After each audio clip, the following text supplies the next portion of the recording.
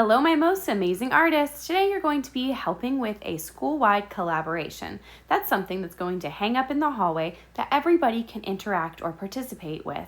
And that is going to be our own very set of What Lifts You wings inspired by that artist, Kelsey Montague.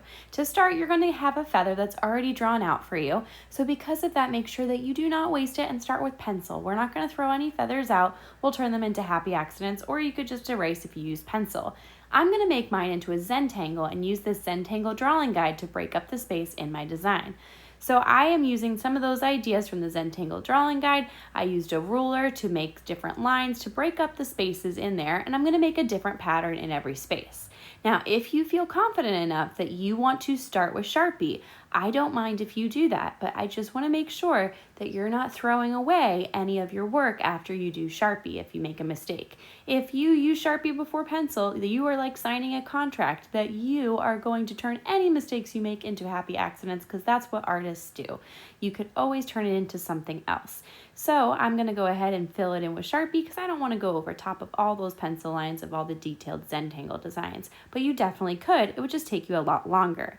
You could also fill this in with pictures, but I would not suggest writing too many words on the feathers. You could do some words that represent things that lift you, like love, family, whatever you want to put, but you don't want to do too many words because they're going to be different directions in the hallway on that set of wings, and it might be kind of difficult to read them. So I would mainly do pictures or different designs, something that's not very objective, meaning it's not a picture of a person, or it's not something that you have to read. It's something that could be upside down, maybe a little abstract, but you can really add whatever lifts you on here and makes you happy. If you wanted to draw pictures of art supplies or soccer or football, baseball, a team, your favorite, whatever it is on there, you could do that. But the one rule that you have to do is monochromatic. Monochromatic means it is just one color. The reason for that is you'll see these wings transfer into red, orange, yellow, green, blue, indigo, and violet too, and some pink.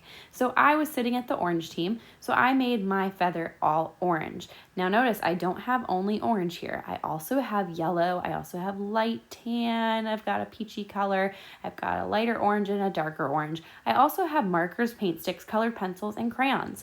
You can use mixed media, meaning all different kinds of art media or supplies in this feather, as long as you're not actually mixing them together, meaning wet paint sticks, you wouldn't want to use a Sharpie on top of that. That's why you use Sharpie first and then color in after. When it's all done and it's monochromatic, meaning different tints or shades, like lighter or darker of that one color, or you could also add analogous colors. Analogous means the color next to it on the color wheel. So I used orange, different tints and shades of it, light orange, dark orange, and then I also used analogous colors, the color next to it on the color wheel, which was yellow. When it's all done and I have monochromatic and maybe a little bit of a hint of analogous colors, that's when I'm going to cut it out. If you used a lot of paint sticks on your feather, you'll have to wait a few minutes for it to dry before you can cut. The paint sticks do take a few minutes to dry, but they are called quick sticks, so they do dry quick. However, this is very thin paper, so you don't want to over color, meaning if you color in the same spot back and forth with paint or marker, because they are wet media that can make a wet spot, that means that your paper could eventually rip. So you don't want to color for too long in the same spot. That way you're able to let it dry and cut it out after. Cut all those little details of the feather, and when you're all done, you can make another one. I would love if you make as many as possible. You can make as many as you want with whatever kinds of designs. Maybe this one I go a little bit more simple because I'm going to work faster because I'm running out of time. So this one I'm going to do simpler, and I'm going to choose to do maybe a cool color like purple, blue, violet, mixing blue and purple together. They're next to each other on the color wheel. They make blue, violet.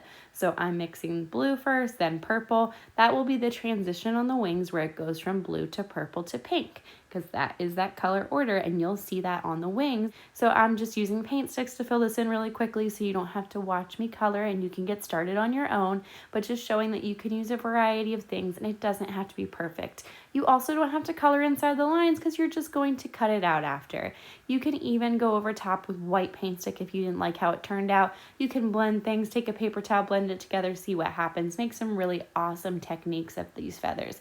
I can't wait to see how they all come together. The main rule is that you draw first with Sharpie, and then after, when you go to color, You can use whatever media you want, but you do have to make sure that it's monochromatic. So that means that you're either picking red, orange, yellow, green, blue, indigo, or violet, purple, or pink even.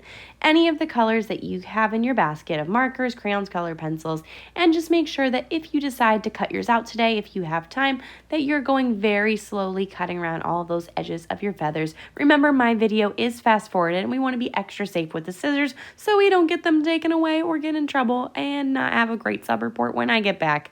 I hope that I can put these wings together when I get back in the hallway so that you can see them come together as a class collaboration like this I've done at old schools before or in past years, and I cannot wait to come back and see what you've created.